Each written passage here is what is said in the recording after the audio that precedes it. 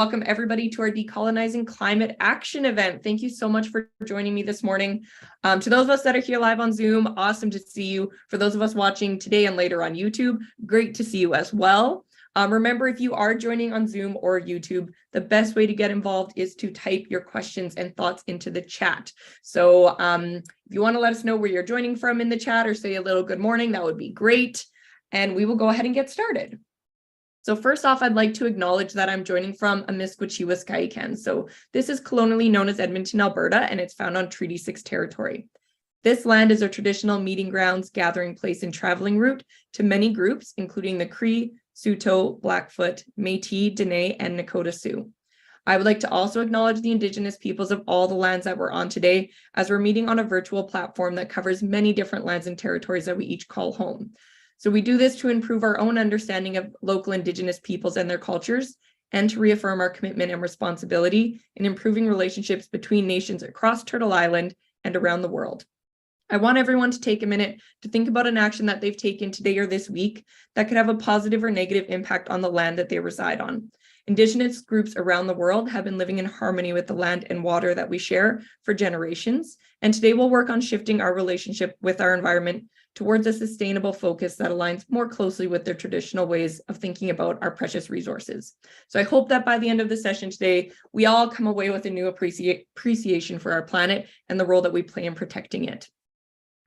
So just one last hello and welcome to everybody that's joining us. We do have quite a few schools and individuals that have agreed to share today and learn today with us. So you can take a look at my list here. We've got lots of schools across Canada, as well as I see Tunisia, Bangladesh, Egypt, New Zealand, Tobago, Colombia. We've got so many people joining us from all over the world, which is just awesome to see. I'm super happy and super excited about this event. Just a little bit of information before we get started. This is kind of the layout of what our event's going to look like. We do have time at the end for a little bit of a Q&A session. So throughout the presentations, if you guys have any great questions or comments, the best option is to type them in the chat. That goes for you on YouTube as well. We do have our colleague Sarah monitoring our YouTube, so she will pass those questions on to us. If you have any questions that you would like to ask on camera, we would love to have you do that as well. So all you have to do is raise your little hand emoji, and I will go ahead and let you guys ask those questions on camera. These events work best if you guys give us lots of questions and lots of comments. So please take the time, if you're either by yourself or with your class, to come up with a couple of good questions that we can discuss at the end of the event. All right, without further ado, I would like to welcome our special guest speaker. So Brianne Lavallee-Heckert is a Michif German woman from Red River on Treaty 1 territory. Her Michif family is from the Métis community of St. Ambrose, Manitoba, located on the southeastern tip of Lake Manitoba. Her German family settled in Beausejour, Manitoba on Treaty 1 territory. She holds a Bachelor of Arts in Human Rights from the University of Winnipeg, as well as a Bachelor of Civil Law and a Juris Doctor from McGill University. Brianne is a research manager for Indigenous Climate Action, an Indigenous-led climate justice organization based in so-called Canada. So I would like to welcome you, Brianne. Thank you so much for joining us today. I'm very much looking forward to everything you have to share with us, and I will pass it over to you. Great, thanks so much, Rebecca. So interesting to see that list of all of the schools and of everyone from all around the world. There's actually Murdoch McKay Collegiate, which was actually the high school right next to my high school. So it's really funny how even with all of the people online, how those connections happen. So thank you, everyone. I'm really excited to see how many folks are here today. Just have a couple things to let you all know before I get started. I do have a cat who lives with me, and he also sometimes likes to participate in presentations. So if you hear him meowing, just ignore him, please. And I'm also recently moved into a new place, so my Wi-Fi might be a bit choppy, so I apologize. Just let me know in the chat if that's happening, and then I can troubleshoot on my end. But I will get started with my presentation. Thank you so much for that introduction, Rebecca. All good with the screen? All good? Sorry, don't know if you can see me. Hopefully you can hear me. It looks good. Great. Okay, awesome. So decolonizing climate action. This presentation I put together, usually I don't actually speak to, this is my first time speaking to a group of I guess, youth. So I'm really excited to share with you all. Usually I'm talking to lawyers or, other really different sort of environments. So I'm really excited to be able to talk about this with you all. So Danshi, welcome. I'm just going to give you a quick overview of the presentation today and what we're going to chat about, just so we all know where we're going. So I'll just start out with introducing a little bit about Indigenous climate action and the work that we do. And then I'm going to talk about understanding colonialism and how it causes climate change. So I know the name of the talk today is Decolonizing Climate Action. And so to understand how to decolonize, we have to understand what colonialism is first. And so that's what we're going to chat about. And I'm also going to, as an Indigenous person, part of our worldviews and the ways that we work is grounding understandings in our own personal experience, and making sure that we're honoring our truths as individuals and recognizing that we all come from different stories and have different experiences that shape who we are and how we see the world. So I'm going to share a little bit about myself and how colonialism has impacted my life and how it's caused climate change in my own life and in my own family and in the story of my people.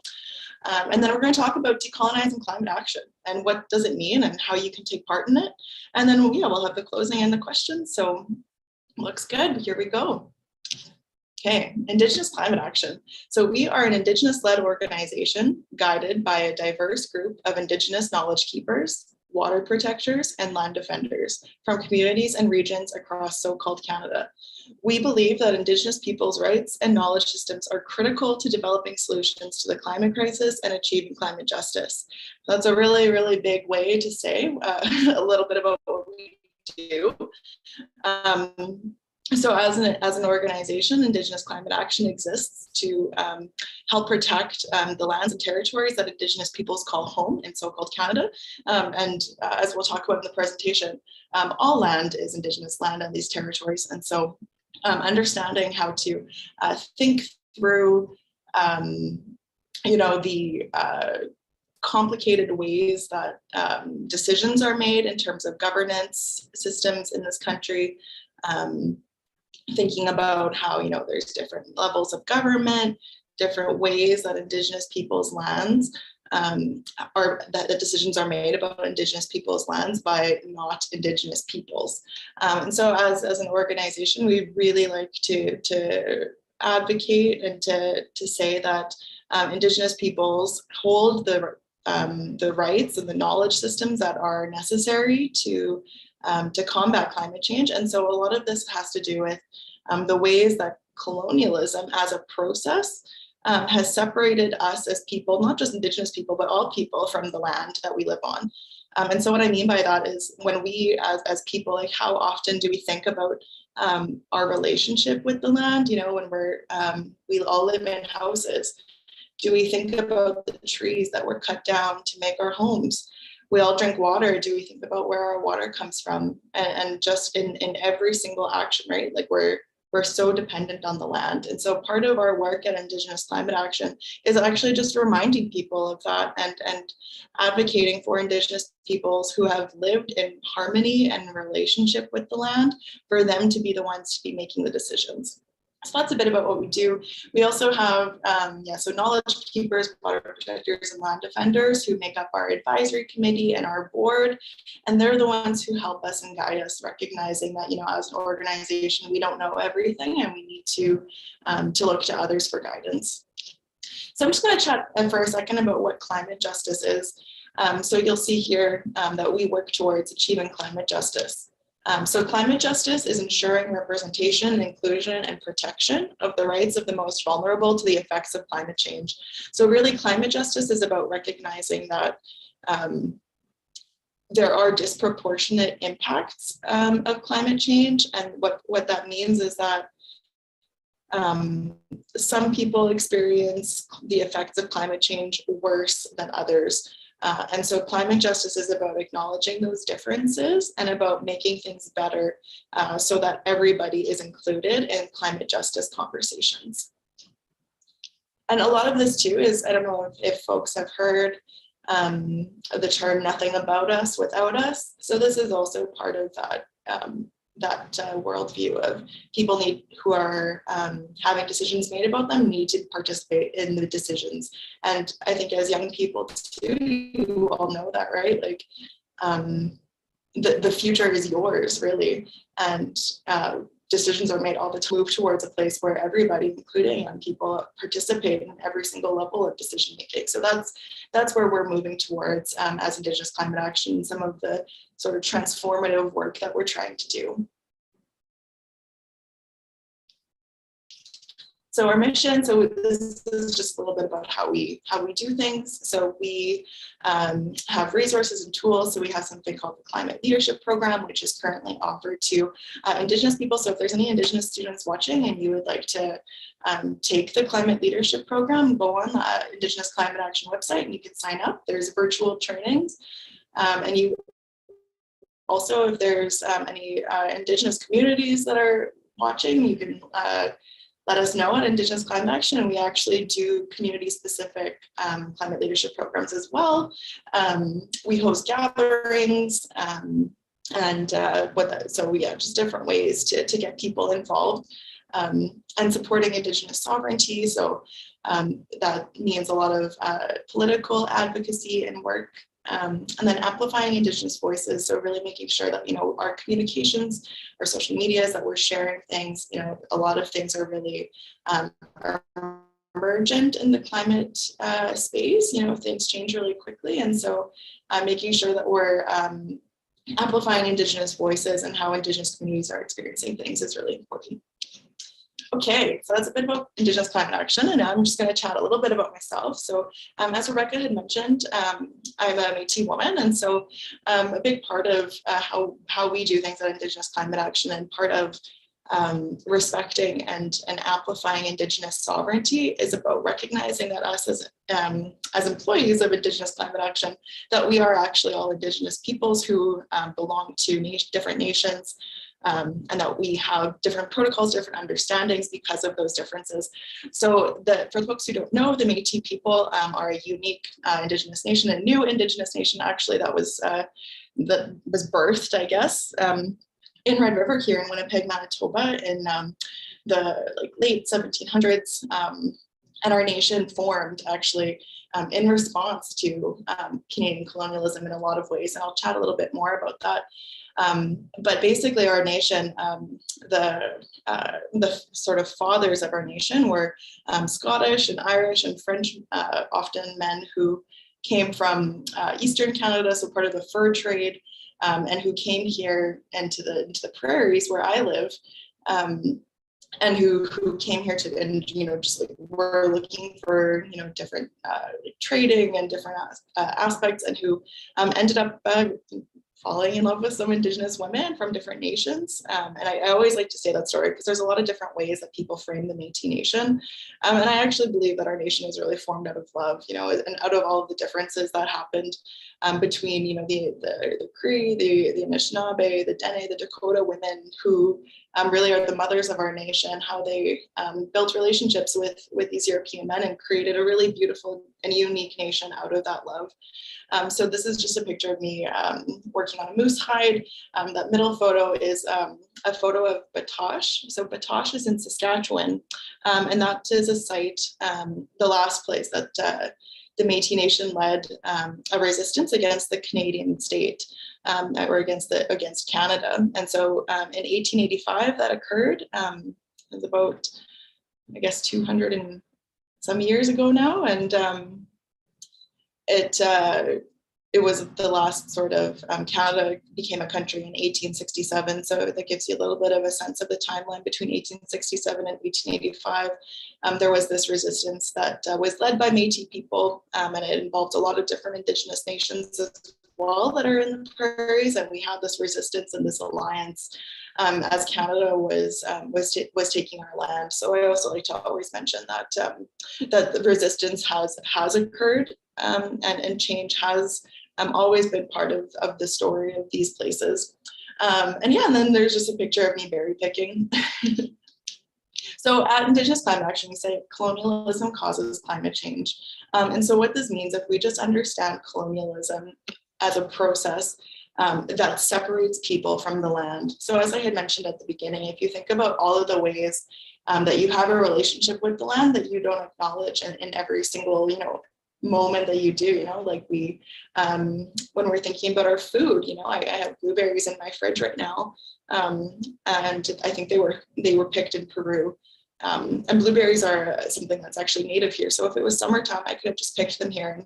And so I think about that. What's my relationship to those blueberries that are from Peru? And what's my relationship to the land that those come from? Because I'm consuming it, right? So I do have a relationship with it. And so if we start to think about relationships, it helps to make these things not seem so big and to help them seem like there's something that we can actually understand and take action on. So what is colonialism, though, besides just, a process of separation from the land? What's the actual definition? So this is from, I think, just the Merriam-Webster definition. So colonialism is the domination of a people or area by a foreign state or nation. It is the practice of extending and maintaining a nation's political and economic control over another people or area. So as most folks know, England and France were some of the early colonizers of so-called Canada. And they created something called Canada. There was Upper Canada and Lower Canada originally, and then that formed into what we know today as Canada and what we see today as it's a photo of Parliament Hill. So that governance system, this governance system of Parliament and all of these different big buildings, those are foreign to here. Those are new systems, and they are not from this place. And so that's important to think about, is that that this, the practice of making decisions about a land that's not yours is what colonialism is.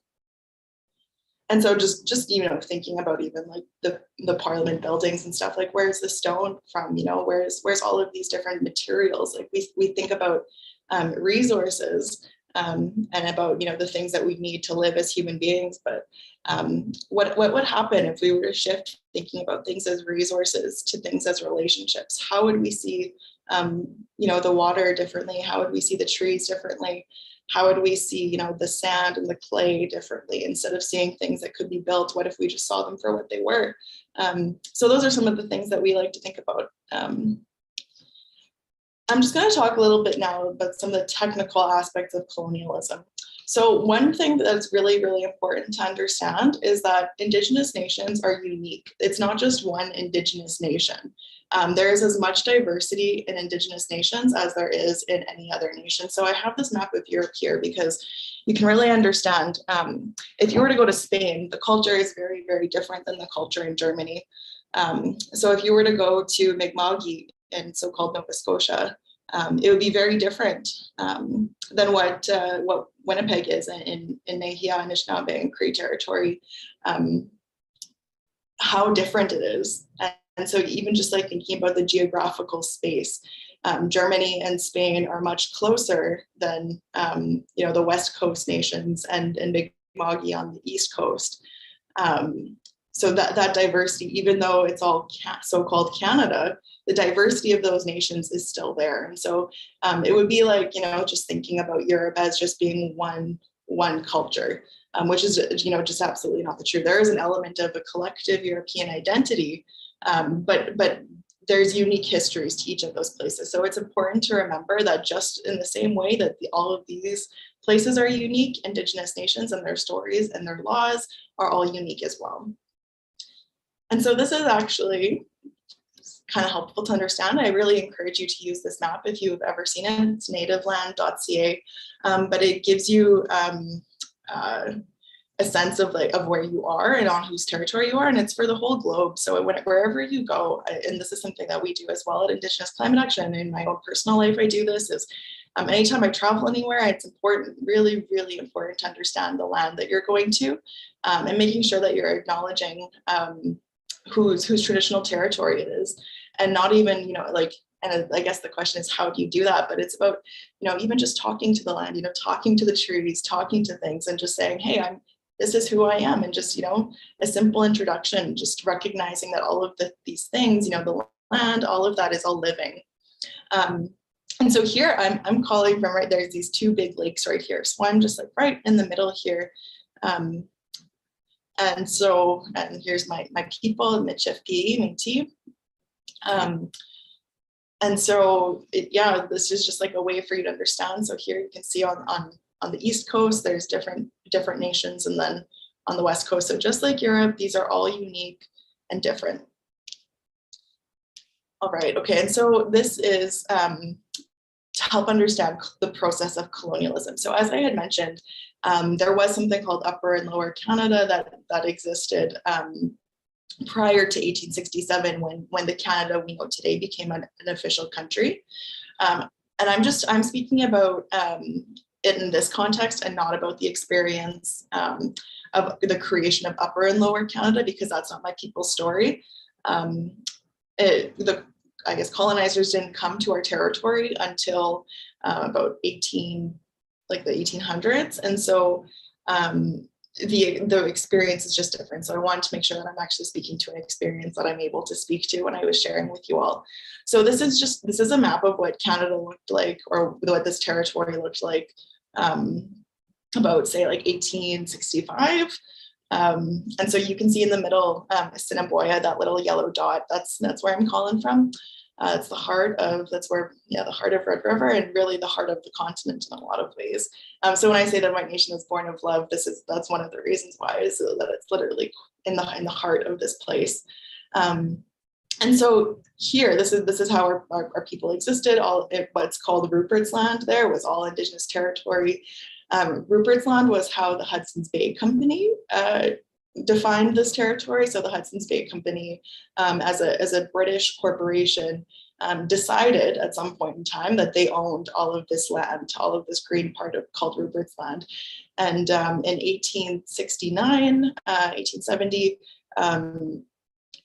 the Hudson's Bay Company decided to give all of this land to Canada. And so, that decision, is one that, doesn't make sense. It was not their land to give. And so if you think about that story, that's how colonization started in my territory. Was the Hudson's Bay Company decided they owned what they called Rupert's Land, and gave it to Canada. And so what did that look like? What did that mean for all of these people here? And if we think about the timeline, so this is Canada in 1869. So this was before when the provinces were just Ontario, Quebec, New Brunswick, and Nova Scotia. So there was only those four. So Manitoba was the fifth province to come into Canada.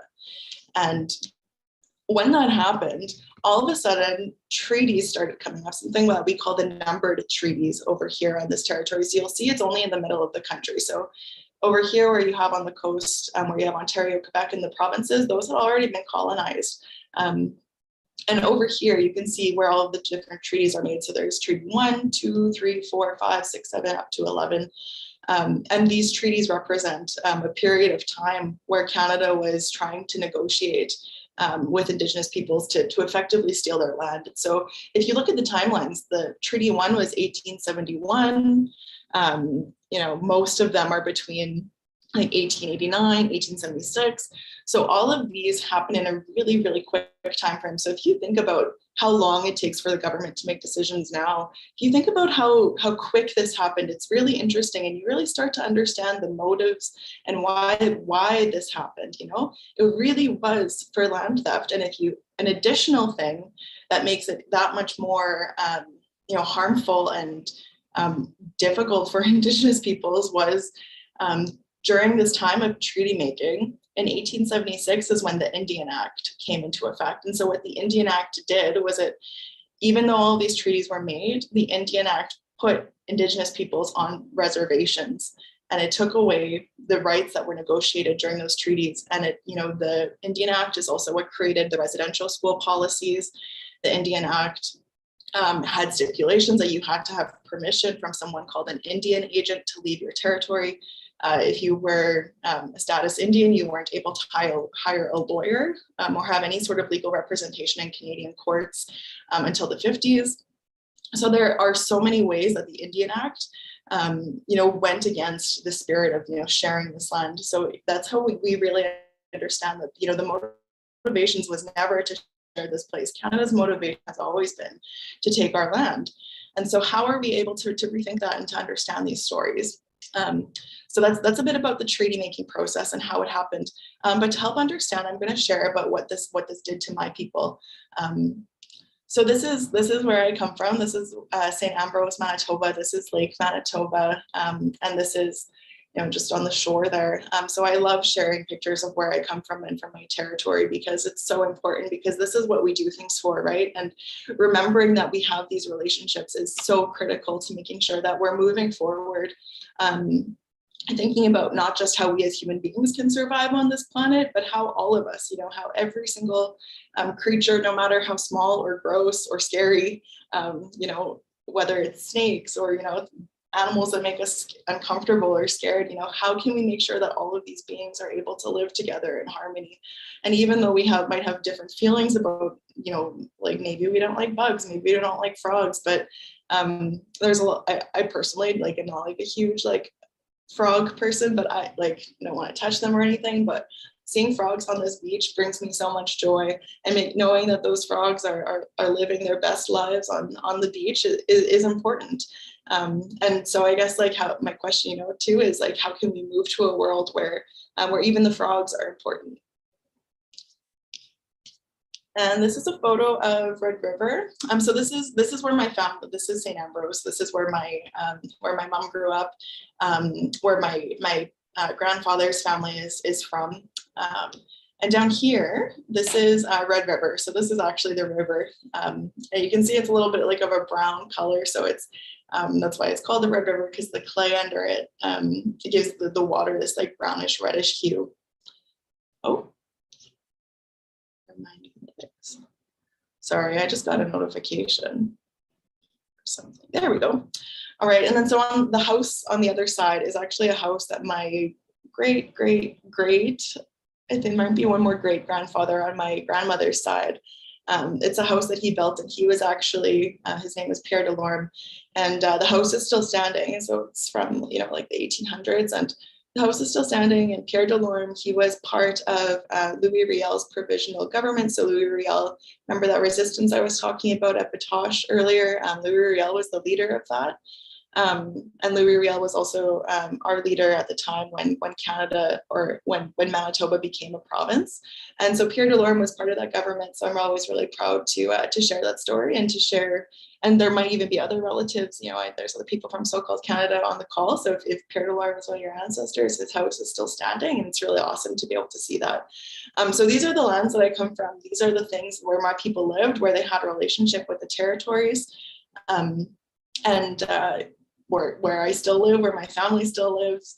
And I'm just minutes away from this river right now. And so these are the places that we look to protect. And so as Indigenous Climate Action, we have Indigenous people from all across so-called Canada. And so all of us have different relationships with these beautiful places that our ancestors have called home for millennia.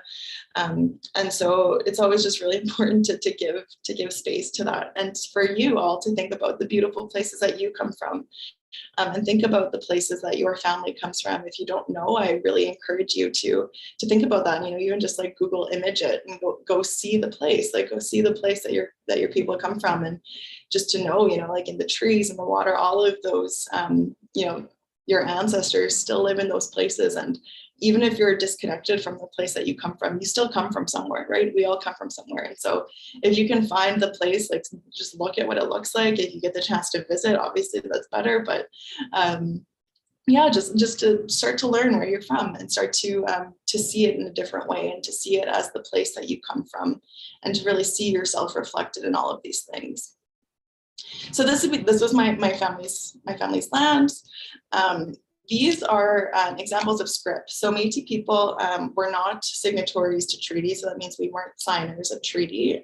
Canada decided, at the time, Canada called us half-breeds, and because of that, Canada did not want to include us in treaty making. A lot of that had to do with the fact that Canada didn't want to have any more legal obligations to more Indigenous people. So the less Indians Canada could have, the better at the time. And honestly, still is the case. But so these are examples of something called scrip. So this was the legal mechanism, the legal tool that Canada used to steal Métis land. So what this was these were basically receipts. Canada forcefully stole land. In a lot of cases for Métis people, villages were burned. There was like very intense violence against Métis people that caused us to flee our territories. And in that process of us fleeing our territories, Canada gave us these things called scrip. So these are two scripts in my family records. I have one on here. It's Pascal Breland's. You'll notice that he has if you can read at the top, he's got I don't know how to, he's got like a signatory, honorable, I'm thinking of the word in French right now. He's got the word honorable in front of him. And so he was an important person. He participated in some of the treaty making, and you'll see that he signed his own name. And on the other side here, we have Baptiste Lavallee's, and you'll see that he did not sign his own name. So here he's got his Baptiste Lavallee mark, and there's an X in the middle. And so that shows, like the diversity. I've seen a lot of different scripts in my life. Not a lot of them have X's. It's very rare actually to have them, some that have the person who actually signed it. But I'm also just gonna zoom in here for a minute just because this has always been something that's like really sat with me. So here, part of the scripts was that they would just say like where they were born, who was part of like living with them on their land, and who their parents were. So here, Baptiste Lavallee, his dad was Ignace Lavallee, a French Canadian, and then his wife was an Indian woman. You can see here an Indian woman. And so, we don't know her name, and we never will. And those are some of the losses of colonialism. And it's not just the loss of the land. There's a real physical loss. And for Indigenous women, especially, the violence that Indigenous women experience is very much tied to the violence that our land experiences. And I live in a city right now where there were several Indigenous women who were murdered, and their bodies were left in a dump here in Winnipeg, and city officials and police have said that they're not searching for their bodies. So this is a real issue, and I know that it's a really heavy thing to talk about, but it's important to acknowledge that this is true and this is happening still. And so to acknowledge that, and I also just wanted to say that, and just like acknowledging that you all as young people too, like might have experienced things like this, might have experienced violence. And sometimes it's not, it doesn't feel safe to be a kid sometimes. And so to just like recognize that a lot of that has to do with the fact that we live in a society where decisions are made by only a small group of people. So Brianne, sorry, I don't want to interrupt you. You are in the middle of a thought, but I did just want to draw your attention. There was a couple questions that popped up in the chat. We're going over to that background information. And I know there's a bit more presentation, so you might cover them, but since we only have like 5 or 10 minutes left, there's questions from our YouTube about what policies on the federal level do you think would kind of reflect that decolonize aspect that you're talking about, and as well with corporations. So I don't know if that's a couple things you're going to talk about, or if you wanted to touch on those quickly, but what would be a couple of aspects of decolonizing those climate actions that you could that you think would reflect those ideas that you've been sharing? Yeah, I will get to that in like 2 minutes. So perfect. Thank you so much for bringing my attention to that and for bringing me back to the time.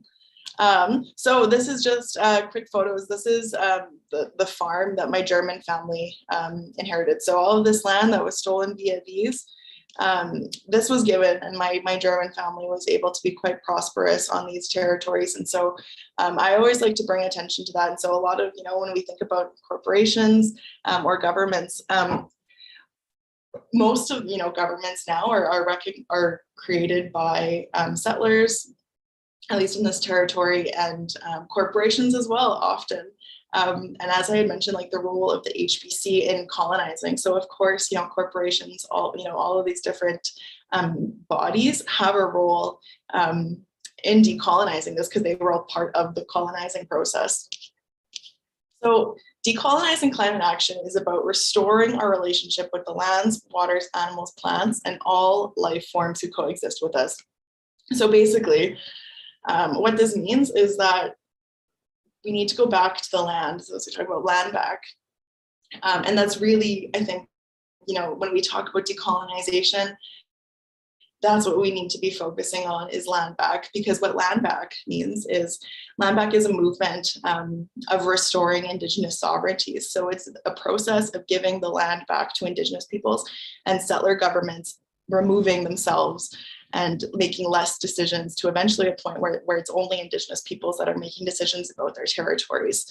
And so what does this look like? So this is at Indigenous Climate Action, we do a lot of different presentations and talk to a lot of different people. And so one way that we can decolonize climate action is to start shifting our view as individuals. We cannot, as a people, we cannot decolonize all of these systems without first decolonizing ourselves. We cannot, you can't help, it's like your oxygen mask on the airplane, you have to help yourself first. And so unless you can start to see the world differently and start to see the land differently, you're never going to be able to create that change in the world.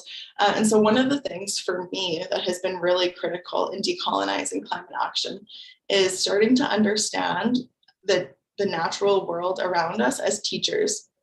So I talked about the frogs, and I talked about how they have the right to live and have the joy of being alive just as human beings do. But something that's really important for me, a teaching that I carry, is that people who are different than me, or beings that are different from me, are my teachers, because they experience the world in a way that I never could. I think about my cat, who, he lives in a completely different world than I do. I don't see things from his perspective. I don't understand what it means to be a cat. And that doesn't mean that I'm better or different in a way that makes me better because I'm a human being. Like, that's, I think, part of it, right? Is decolonizing climate action is taking human beings out of the center of all of this and realizing that all of these other beings are important, and they actually have things to teach us about how to live in a good way. So I'll think about spiders, and I think, especially our best teachers are things that we can be afraid of. And so, if you're thinking about something like a spider, a lot of people are afraid of spiders. And I've really been working over the last year to rethink about my relationship with spiders. And one of the things that, comes out of that is spiders actually have a lot of teachings about governance and about how to make decisions. So I've been very lucky to have heard some Anishinaabe teachings around spider webs, and about how it sort of connects all of these different things and different aspects. And you can see how a web can be a decision-making model. And so that wisdom about how to make circular decisions comes from the spider. And how do we honor that, and how do we integrate that? And so basically, like, decolonizing climate action is for, what if corporations started seeing the whole web of their decisions? Maybe then they would see the harm that comes. Maybe then they would acknowledge that the harm that comes to the lands that they exploit, to the people that they exploit, that harm is not worth the profits. And you would be able to see that in a different way. And so decolonizing climate actions is really about removing all of those layers and coming back to yourself. So as Indigenous Climate Action, we go to these, big international spaces. This one picture is from the inside of the UN General Assembly. This other photo is from the International Indigenous Peoples Forum on Climate Change. That was from a big climate conference that happened in Sharm el-Sheikh, Egypt this year. So as Indigenous Climate Action, we go into these spaces, and we go into these spaces to advocate for our people.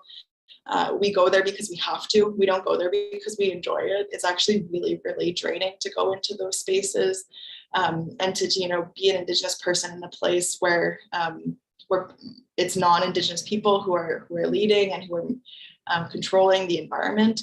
So just for an example, when we were in Egypt, it was really difficult for us to smudge, to have access to some of our ceremonial practices. And, some of that stuff is just, it's really, really hard. And it doesn't include, the way that the land is. So, you can go to these places, and it makes you, sometimes it can make you feel really important to have a UN badge and all these different things.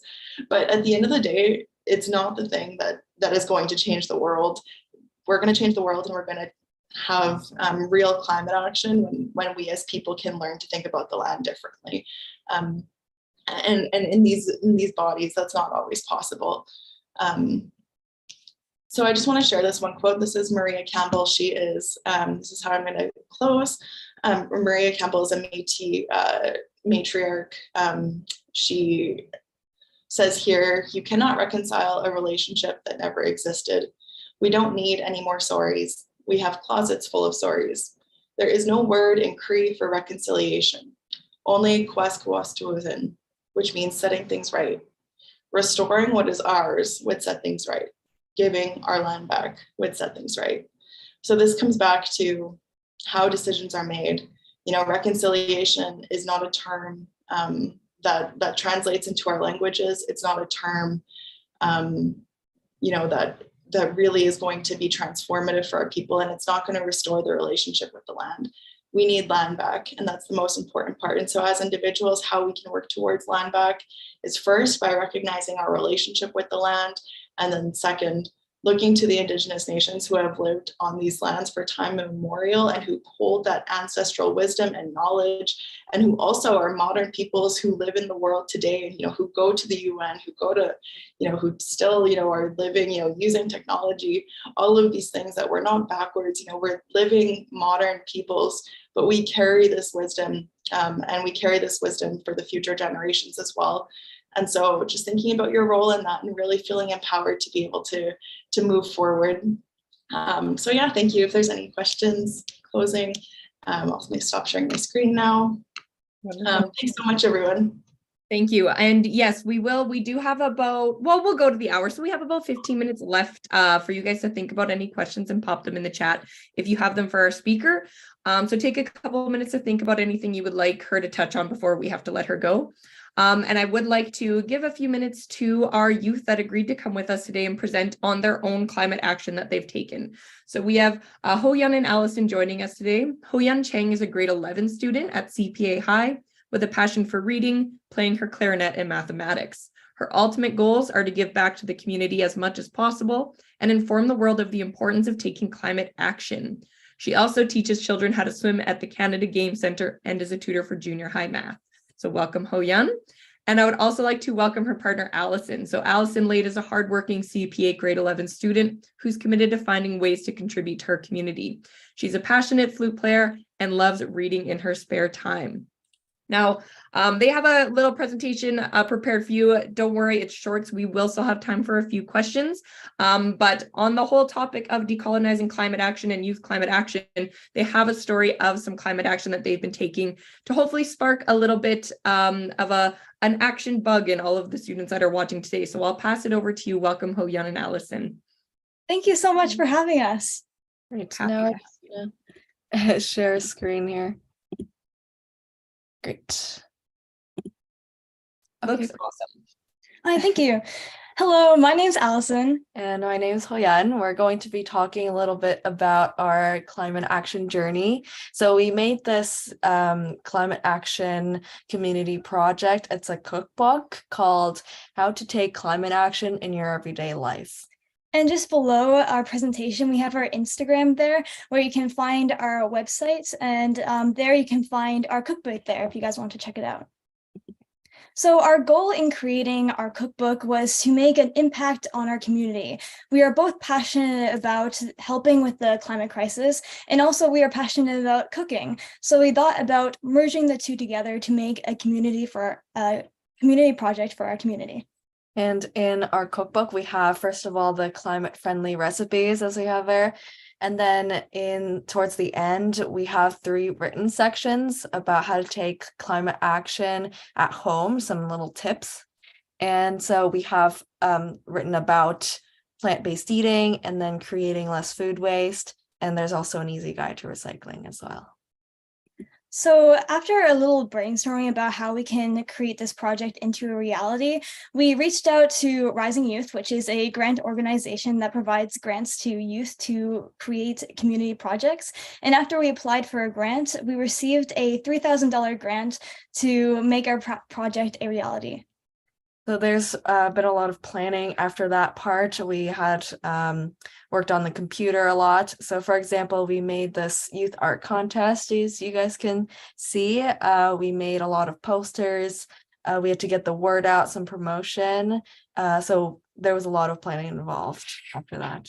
And to make our cookbook into an actual physical copy, we reached out to the Printing House, which is a environmentally friendly local printing store. And we printed 100 of our booklets and we passed them out at these workshops that we hosted at the Sackville Library.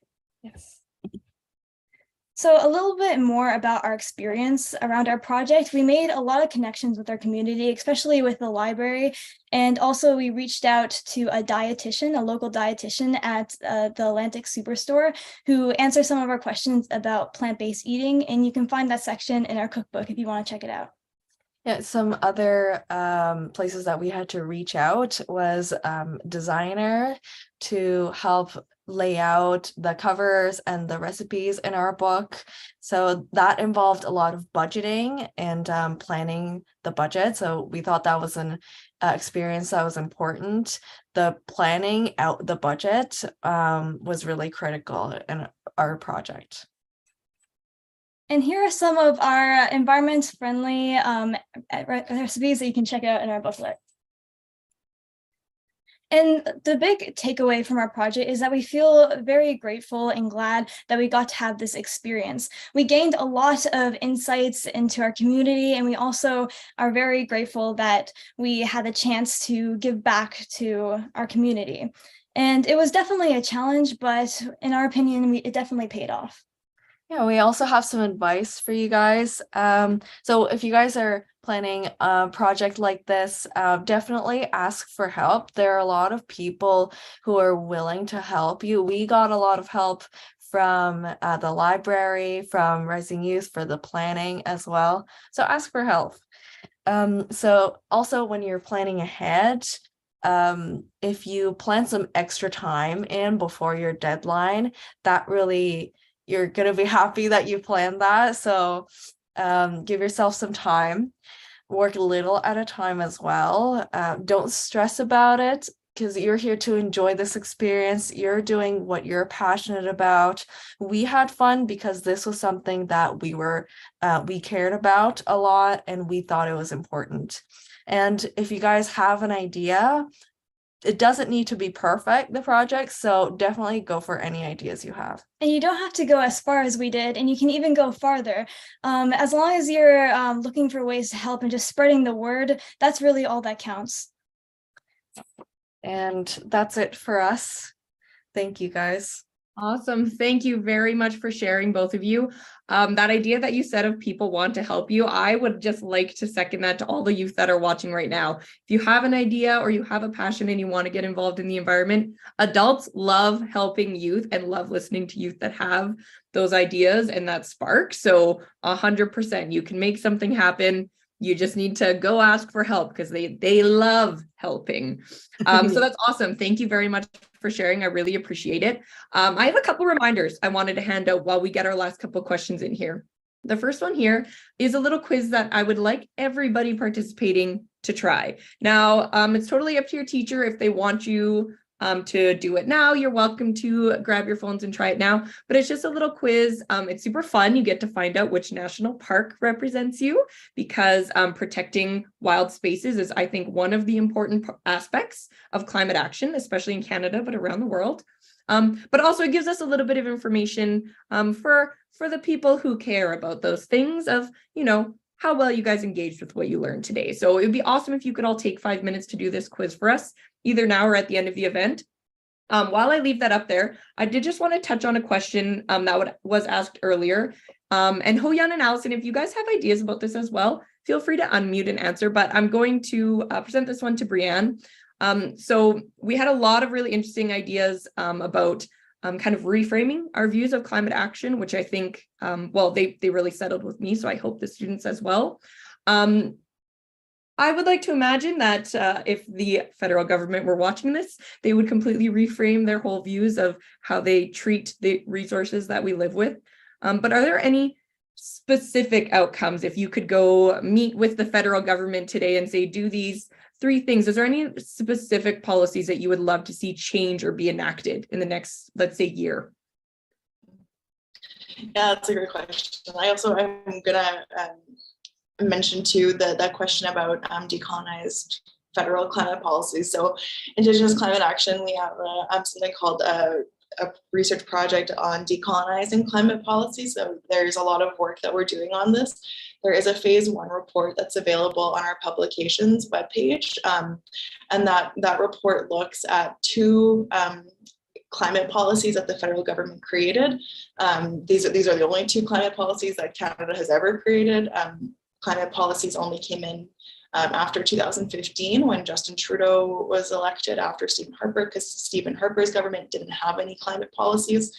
And so our report, our Decolonizing Climate Policy report, looks at the 2 climate policies that the federal government created. One was the Pan-Canadian Framework, and then the other on climate change, and then the other one was called Healthy Environments, Healthy Economies. The acronym, like how they would call it, was HEHE, and they changed that, I think. But so our report looks at those 2 policies and looks how Indigenous people have been structurally excluded from participating in those decision-making processes. And so I also, I worked as a parliamentary research assistant in the Senate of Canada, and while I was there, I saw how the federal government did not consult with Indigenous peoples, and so we're constantly excluded from these decision-making spaces, and that's intentional. So if we do have meetings with the federal government. We've met with the Minister for Climate Change. And really all we can say is that Indigenous peoples need their land back, that the federal government is way too big. You can't make climate policies for how big Canada is. Like, it just doesn't make sense. The Arctic, for example, has very, very different needs than the prairies do, has very different needs than the mountain regions. So it's really important, like that's part of too why effective climate action is going to be climate action that's rooted in a particular place. Climate action for the Arctic is going to look totally different than the climate action here. But the way that Canada's government is set up, that it does not create the ability to have specific action in different places. So that's why we need to move beyond looking at what the federal government can do, because really structurally they're very limited. Yeah, that's a great answer. I as much as I do research in this topic and I'm so interested in it, I never thought about that kind of issue of having one giant body. And for those of us that are joining from outside Canada, I do think people sometimes don't fathom how large and diverse Canada is as far as, the different lands that we have here. So yes, I totally agree. And especially climate change is affecting the different areas of Canada drastically differently. Some are benefiting from it. Some are really being harmed from it. So yeah, that idea of talking to people where they're at, about what they need, where they're at. Totally. Thank you very much for that amazing answer. I do have one more question for you, but I did want to do one more reminder to our students. This is kind of along the same vein of how can I get involved? So with the organization that I work with, we have a program called Decarbonize, where we talk to youth around the world and across Canada and gain their ideas about what they want to see in climate action. We are writing a youth paper very soon that we're going to present to the government. If you are a Canadian youth watching this right now, tomorrow, whenever, and you would like to get your ideas in that paper, this is the way you do it. So you can either click on the link that I shared in the chat, which did not come in as a hyperlink, which is a bit annoying, but that's okay. You can also scan this QR code. So if you're watching right now and you're like, I want to do something, I want to help, this is a really great first step for you. You can share your ideas in this form, and we will make sure they make it into the paper and they get shared with those decision makers in Canada. I have one last question for you, Brianne. I know Ho-Yan and Allison kind of already answered it, so I'm not going to ask them, but I do have one for you. Do you have any last words of wisdom, last ideas that you would like to share with our youth participating? Anything that you would like to have a takeaway message for them? The world is yours, basically. I'm still technically a youth too. I'm only 29, and I've taken myself seriously, I guess, and I encourage you all to do the same. You're capable, more than capable of doing things. Adults have just been alive longer. It doesn't make better or worse. They're just different. So how I mentioned, like frogs see things differently, cats see things differently. At different ages, we see things differently, and that's not we don't have to make judgments about those differences. We just need to acknowledge them and to make space for those differences to all coexist. And so, as you're thinking about how, I'm sure there's a lot of climate anxiety and a lot of, feelings about, being worried about the future.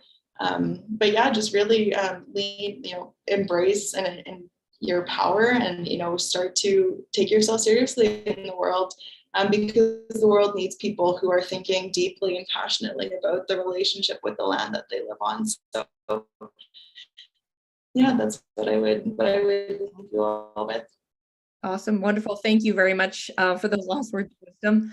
I wanted to thank you one last time for presenting for us today, and girls as well for joining us and presenting about your youth action. I feel inspired from listening to you speak, both of you. So I hope that the youth listening were equally as inspired. I have one last quick reminder for everybody that's joining us. If you liked this presentation or want to do more things along the idea of climate change or decolonization, we actually have 2 upcoming events that I think you or your classes might be interested in. So one is our reconciliation event with the Canadian Senate, where you get to grill senators about decisions that are being made on reconciliation in Canada. So if you would like to participate in that one, the information is there. As well, we have our Earth Day Decarbonize launch coming up in April. So if you want to focus on that climate action, come to this launch, see if you could get more involved with Decarbonize. It's a great group. We have students from around the world that will be joining and sharing their actions on climate. So a great way to get inspired for maybe actions that you can take at home. So a couple of upcoming events, just in case you might be interested. And I just want to say one more big, amazing thank you to all of our speakers that were with us today. It takes a lot of time and energy to put together these presentations. So thank you so much for taking the time to share, and Brianna especially for sharing those stories that I know mean so much to you. I would like to just thank you one last time. I really appreciate it. Thank you so much. Awesome. Thanks so much, Rebecca. And thanks everyone for watching and for listening. Merci. Yeah, it was wonderful to have you. Thank you, Murdoch McKay.